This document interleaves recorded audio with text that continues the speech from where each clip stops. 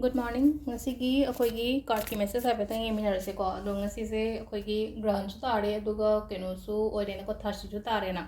ado keno ngarang videos amadi haw ki bane nungdang da ado ha betang check to biro ko ngasi to ba bakra ado dumaga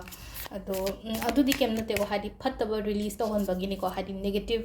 ai life ta hazik laidi ba ai da pan me am do aina nuai ta ba me am do loina release to hon bagi ritual macha ma kha hai tare ko do hasi ka hamba da card ki messaging minar se duga timing ko 7 sen akoina setkadaba color haragati yellow machu gumba kai gumba da set pi ba yai ko do khoi first card ki ko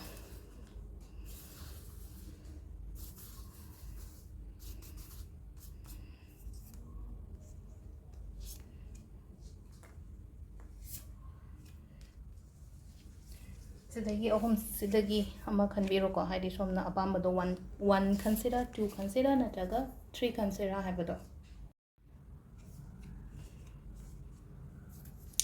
sile ko card ahum se card ahum se ngasi di yamna positive oina lai ko haidi koi first ta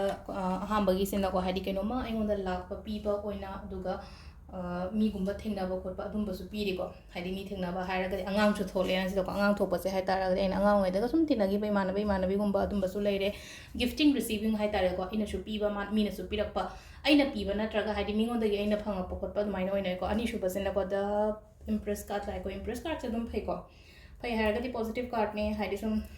aina ga sum taugi ba thaba inkhang ga leina ko adugi result kumba ga lakani ko ada moreover pregnancy kumba su kai su indicate so daily in na haidi adu pregnancy gi di ke su yam ka hana kano tawdraga su haidi something aina pass taugi ba khot ki ba leina ko adugi mahai kumba lakpa ko ba hai tar ko mai tor pi ba ahum su basena da san nine thora ko numit se thokuma tam da di aina pame pot aigi dream oiro aigi goal oiro yam phajana lakpa hai tar ko ya pamba pot positive outcome amaga loina na lakani ko aduga akoigi timing afaba se mari ga minute nipuni pandagina taruka minute kon mari phawm leire adagi amung mapan ga minute kun ratare tagina pung ani ga minute kun taruk phawm leire adagi mari ga minute ani dagina nungdangi pung nipan ga minute kun taruk phawm leire do ahingina 38 ga minute 32 dena 12 ga minute kun ratare phawm leire adagi nongalamda ahingina pung ani dagina pung mari ga minute nifutare